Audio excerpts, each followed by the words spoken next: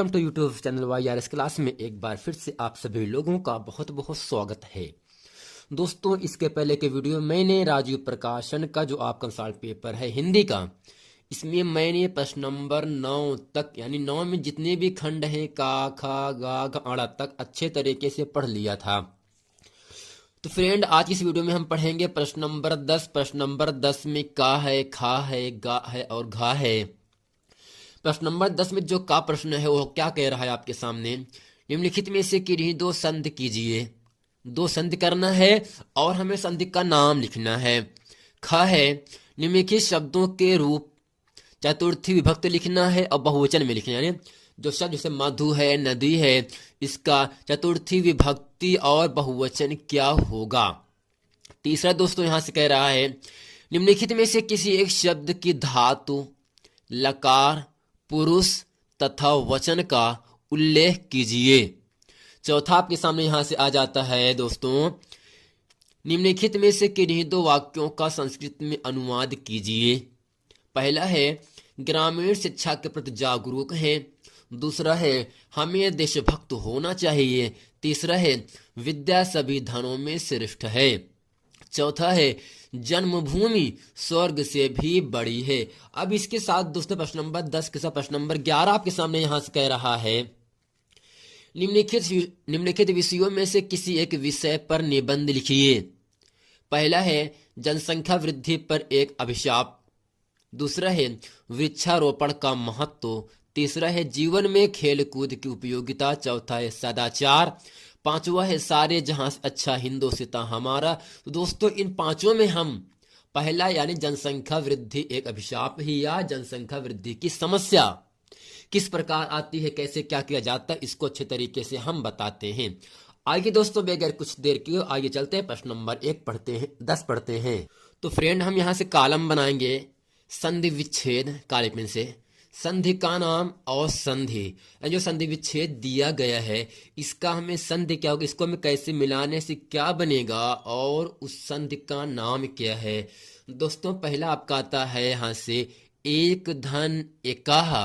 जो दो बिंदु इसे कहते हैं विसर्ग। विसर्ग को मतलब हम हार कहते हैं। तो एक धन एकाह अर्थात दोस्तों अगर हम इसका संधि बता करना चाहें तो दोस्तों यहां से होता है एकाएकाहा। क्या होगा यहां से एकाएकाहा, एकाएकाहा। अब दोस्तों आपको याद होना चाहिए जिन शब्दों में अगर ऊपर ए या ऐ का मात्रा लगा है यानी दो पाई लगा है तो उस संधि का नाम होता है वृद्धि संधि। तो ये संधि दोस्तों कैसा होगा आपका वृद्धि संधि। दोस्तों यहां से पहला क्या हो गया एक धन एका एकाएकाहा और एकाएका जो है उस संधि का नाम क्या है वृद्धि संधि है। दोस्तों ऐसे ही आपको दूसरा सेम इसी प्रकार आपका है अधधन एव।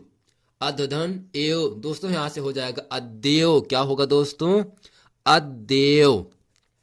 दोस्तों इसके भी ऊपर दो पाई है तो यह भी क्या होगा आपका वृद्धि संधि हो जाएगा वृद्धि संधि। अब दोस्तों तीसरा आपके सामने यहां से आता है परतिधन उत्तरम। परतिधन उत्तरम दोस्तों जब इसको मिलाते हैं तो बनता है प्रत्युत्तरम। परत आधा तरेगा ठीक सॉरी परत युत्तरम युत्तरम। दोस्तों यहां से आपको ध्यान देना है जिन शब्दों में कोई शब्द बीच में अगर आधा लिखा, जैसे यहाँ पर जो ता शब्द लिखा है वो आधा लिखा है ना, अगर आधा शब्द लिखा है तावा या कुछ भी अगर बीच में आ रहा है तो जो आपका संधि होगा वह संधि आपका यण संधि होगा। तो यानी जो यहाँ पर परत धन उत्तरम परतयुत्तरम ये संधि कैसे है दोस्तों यण संधि है यण संधि। दोस्तों अगला भी सेम दोनों ऐसे है अभिधन उत्तरम हो जाएगा अभयुत्तरम हो जाएगा। यहां से अभियुत्तरम सॉरी आधा भार रहेगा ठीक अभियुत्तरम हो जाएगा।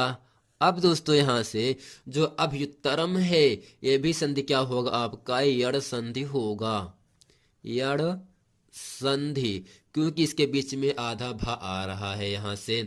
दोस्तों अगला आपके सामने यहां से आता है अभिधन उदय, अभिधन उदय, अभ्युदय, अभ्युदय। दोस्तों यहां से पांचवा है अभिधन उदयः, तो इसका संधि विच्छेद हो जाएगा यहां से अभ्युदयः। अभ्यु आधा भा या छोड़कमांतरा द या पे रहेगा विसर्ग, यानी ऐसे यहाँ पर आधा भा रहेगा आपका, आधा ता रहेगा। अभ्युदय ये भी जो आपकी संधि है यड़ संधि के अंतर्गत जाएगा, तो यड़ संधि। अब दोस्तों इसी प्रकार आपका प्रश्न नंबर 10 का प्रश्न नंबर ख आपके सामने यहां से कह रहा है, एक तरफ यहां से कह रहा है शब्द लिखा गया है, फिर इसमें कह रहा है इस शब्द का चतुर्थी विभक्ति में बहुवचन क्या होगा, चतुर्थी विभक्ति में बहुवचन क्या होगा। अब दोस्तों जो पहला शब्द आपका है मधु, मधु का चतुर्थी विभक्ति बहुवचन क्या होता है, तो आपको याद होना चाहिए मधुभ्य होता है। क्या होगा दोस्तों यहां से मधुभ्यः, आधा भा या पे अकमात्रा रहेगा, सॉरी विसर्ग रहेगा। दोस्तों मधु का चतुर्थ विभक्ति का बहुवचन मधुभ्य होता है। इसी के साथ जो अथवा लिखा है, अथवा में दोस्तों क्या है नदी है, नदी का भी हमें चतुर्थी विभक्ति का बहुवचन बनाना, तो क्या होगा नदीभ्यः, नदीभ्यः। दोस्तों ये हो गया आपका नदी और मधु का चतुर्थी विभक्ति का बहुवचन। ऐसे ही दोस्तों आपका आता है तद, तद शब्द का चतुर्थी विभक्ति का बहुवचन क्या होगा दोस्तों तेभ्य होता है। क्या होगा यहां से तेभ्यः। और इसी तरह से आपका जो अगला है यहां से है युष्मद है, युष्मद का चतुर्थी विभक्ति बहुवचन क्या होता है युष्माभ्यम होता है, युष्मभ्यम मभ्यभम हो जाएगा, मां पर रहेगा दोस्तों हलंत। दोस्तों उम्मीद करते हैं मधु और नदी का चतुर्थी विभक्ति बहुवचन मधुभ्य अथवा नदीभ्य होता है, तद का चतुर्थी विभक्ति बहुवचन तेभ्य होता है, और इसी तरह दोस्तों युष्मद का युष्मभ्यम होता है।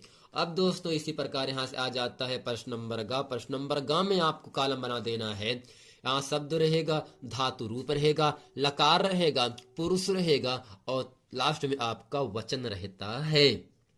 अब दोस्तों जो अपठत है ये किस धातु का है, तो आपको लिख देना है पठ धातु। क्या होगा दोस्तों यहां से पठ धातु। अब दोस्तों इसके बाद आपका आता है लकार कैसा है, यानी जो अपठत है ये लकार कैसा है, तो दोस्तों लकार होगा आपका लड लकार, लड लकार, लड लकार हो गया। अब जो पुरुष कैसा होगा दोस्तों यहां से मध्यम पुरुष है, क्या होगा मध्यम पुरुष है। वचन कैसा होगा दोस्तों बहुवचन है, बहुवचन हो गया। अब इसी तरह से आपका हसामा है दोस्तों, ये आपका हस धातु से आया है, हस धातु हो गया। क्या होगा दोस्तों हस धातु हो गया। ये आपका जो आया है लकार है, ये आपका लट लकार है, लट लकार। और पुरुष कैसा है दोस्तों उत्तम पुरुष है, उत्तम पुरुष है। वचन कैसा है दोस्तों बहुवचन आपका हो जाएगा। दोस्तों इन सब कुछ तरीके से आपको याद कर लेना है, रट लेना है। अब दोस्त तीसरा यहां से आता है पश्चेत आता है। पश्चेत जो है आपका ये आपका दृश्य धातु का है। किस धातु का दोस्तों है दृश्य धातु का हो गया। अब इसके साथ जो लकार है ये विधिलिंग लकार का है, विधि विधि लिंग लकार, विधिलिंग लकार का हो गया। अब दोस्तों पुरुष कैसा होगा, दोस्तों जो पुरुष होता है वो आपका प्रथम पुरुष में है, जो पश्चेत है आपका प्रथम पुरुष में है। और दोस्तों वचन कैसा होगा आपका एक वचन का होगा, एक वचन। और चौथा आपके सामने यहां से आता है पचंतु। अब दोस्तों जो पचंतु शब्द है ये किस धातु से आया है, दोस्तों जो पचंतु ही आपका पच धातु से आया है। किस धातु से आया है पच धातु।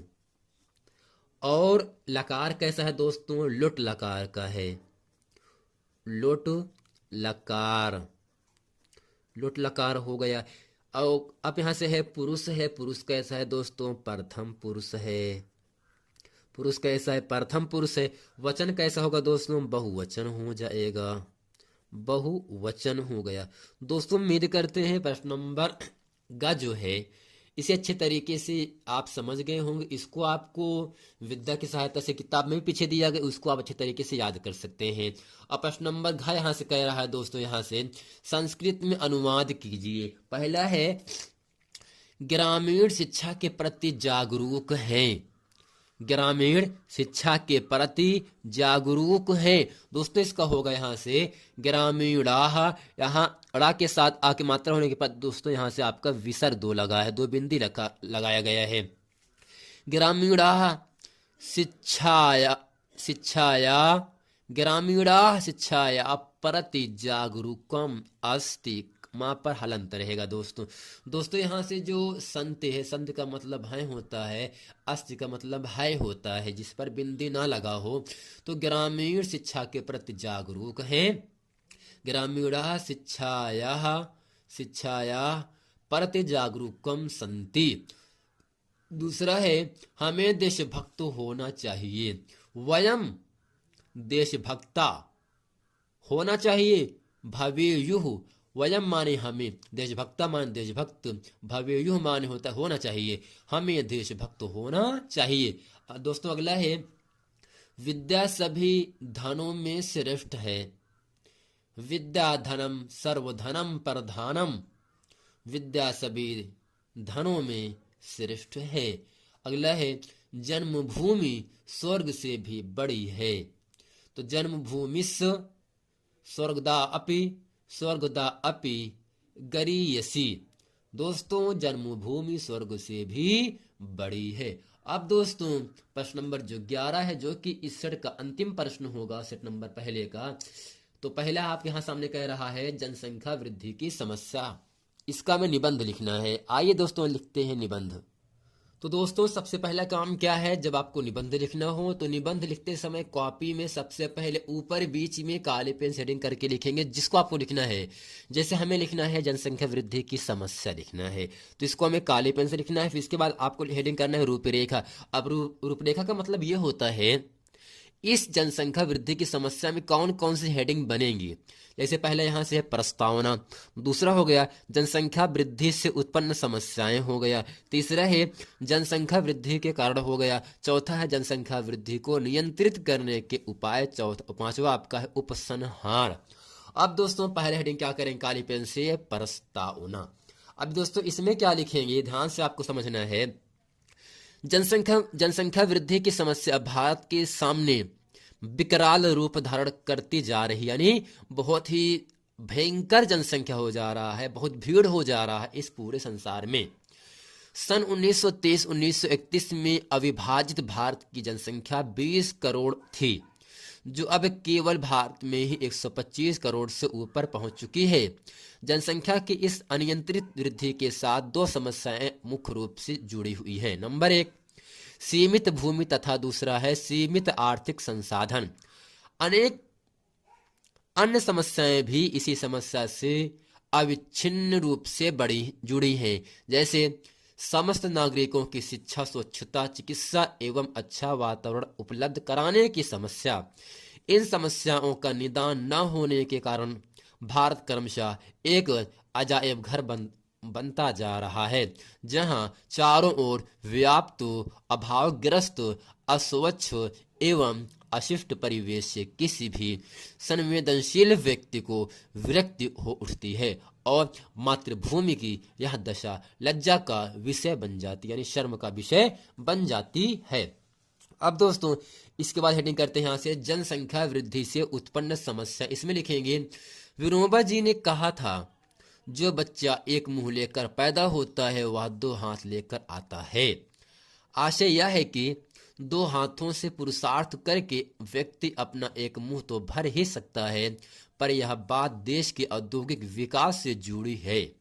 यदि देश की अर्थव्यवस्था बहुत सुनियोजित हो तो वहां रोजगार के अवसरों की कमी नहीं रहती अब बड़ी मशीनों और उनसे भी अधिक शक्तिशाली कंप्यूटरों के कारण लाखों लोग बेरोजगार हो गए और अधिकाधिक होते जा रहे हैं। अधिक से अधिक लोग बेरोजगार होते जा रहे हैं।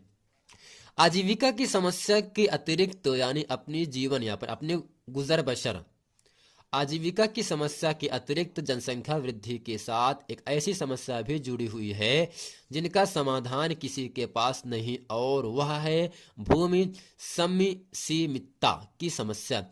भारत का क्षेत्रफल विश्व भूभाग का कुल 2.4% ही है, जबकि शहरों यहाँ की जनसंख्या विश्व की जनसंख्या की लगभग 17% है।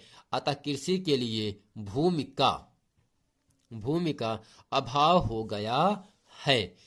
इसके परिणाम स्वरूप भारत की सुख समृद्धि में योगदान देने वाले अमूल्य जंगलों को काटकर लोग उससे प्राप्त भूमि पर खेती करते जा रहे हैं, जिससे अमूल्य वन संपदा का विनाश, दुर्लभ वनस्पतियों का अभाव, पर्यावरण प्रदूषण की समस्या, वर्षा पर कुप्रभाव एवं अमूल्य जंगली जानवरों के वंशलोप का भय उत्पन्न हो गया है। अब दोस्तों इसके बाद हेडिंग करते हैं काले पेन से, जनसंख्या वृद्धि के कारण। इसमें क्या लिखेंगे दोस्तों, आपको ध्यान से पढ़ना है। प्राचीन भारत में आश्रय व्यवस्था द्वारा मनुष्य के व्यक्तिगत एवं सामाजिक जीवन को नियंत्रित कर व्यवस्थित किया गया था। 100 वर्ष की संभावित आयु का केवल चौथाई भाग यानी 25, 100 वर्ष चौथा भाग क्या होगा दोस्तों, 25 होता है। 100 वर्ष का दो भाग कितना होगा, 50 होता है।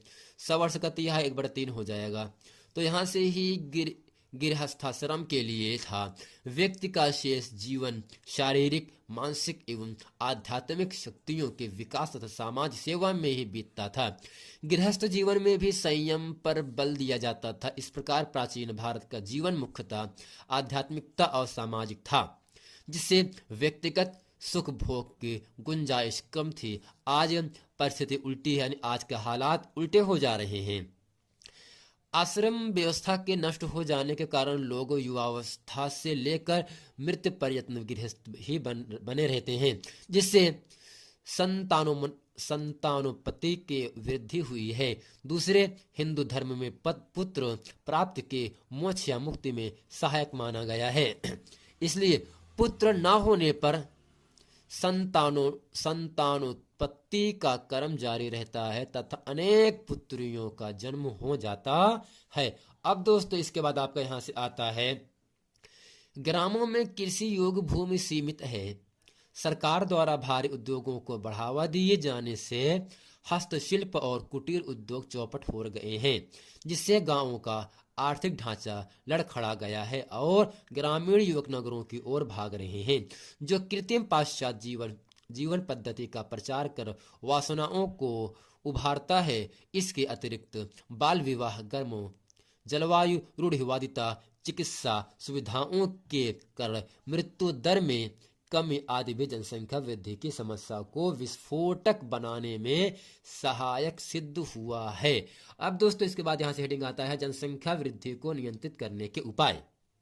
अब दोस्तों इसमें लिखेंगे, जनसंख्या वृद्धि को नियंत्रित करने का सबसे स्वाभाविक और कारगर उपयोग तो संयम या ब्रह्मचर्य ही है, किंतु वर्तमान भौतिकवादी युग में जहां अर्थ और काम ही जीवन का लक्ष्य बन गए हैं, ब्रह्मचर्य पालन आकाश कुसुम सदृश हो गया है, एक समान हो गया है। अशिक्षा और बेरोजगारी इसे हवा दे रही है। फलतः सबसे पहले आवश्यकता इस बात की है कि भारत अपने प्राचीन स्वरूप को पहचान कर अपनी प्राचीन संस्कृति को उज्जीवित करे। इससे नैतिकता को बल मिलेगा। अब दोस्तों नैतिकता किसे कहते हैं, सद्गुणों की भावना को नैतिकता कहा जाता है। भारी उद्योग उन्हीं देशों के लिए उपयोगी है जिनकी जनसंख्या बहुत कम है। भारत जैसे विपुल जनसंख्या वाले देश में लघु एवं कुटीर उद्योगों को प्रोत्साहन देने की आवश्यकता है, जिससे अधिकाधिक लोगों को रोजगार मिल सके। इससे लोगों की आय बढ़ने के साथ साथ उनका जीवन स्तर भी सुधरेगा और संतानोत्पत्ति में व्याप्त कमी आएगी। अब दोस्तों इसके बाद यहाँ से हेडिंग आ जाएगा आपका, जनसंख्या वृद्धि को नियंत्रित करने के लिए लड़के लड़कियों की विवाह योग्य आयु बढ़ाना भी उपयोगी रहेगा। पुत्र प्राप्ति के लिए संतानोत्पत्ति का क्रम बनाए रखने की अपेक्षा छोटे परिवार के ही सुखी जीवन का आधार बनाया जाना चाहिए। अब दोस्तों इसके बाद हेडिंग यहाँ से आ जाता है आपका उपसंहार। क्या आएगा दोस्तों? उपसंहार करेंगे यहाँ से। जनसंख्या वृद्धि को नियंत्रित करने का वास्तविक अस्थायी उपचार तो सरल और सात्विक जीवन पद्धति अपनाने में ही निहित है, जिसे प्रोत्साहित करने के लिए सरकार को ग्रामों के आर्थिक विकास पर विशेष ध्यान देना चाहिए। वस्तुतः ग्रामों के सहज प्राकृतिक वातावरण में संयम जितना सरल है, उतना शहरों के घुटन भरे आडंबर युक्त जीवन में नहीं। आडंबर युक्त का मतलब होता है बाहरी दिखावा। शहरों में भी प्रचार माध्यमों द्वारा प्राचीन भारतीय संस्कृति के प्रचार एवं स्वदेशी भाषाओं की शिक्षा पर ध्यान देने के साथ साथ ही परिवार नियोजन के कृत्रिम उपायों पर भी ध्यान दिया जाना चाहिए। निष्कर्ष रूप में कहा जा सकता है कि जनसंख्या वृद्धि की दर घटाना आज के युग की सर्वाधिक जोरदार मांग है, जिसकी अपेक्षा आत्मघाती होगी। फ्रेंड, उम्मीद करते हैं इस पूरे वीडियो में सेट नंबर पहले का जितने भी प्रश्न थे वो सभी प्रश्न मैंने आप लोगों को अच्छे तरीके से बता दिए। मिलते हैं फ्रेंड नेक्स्ट वीडियो में, तब तक के लिए थैंक यू।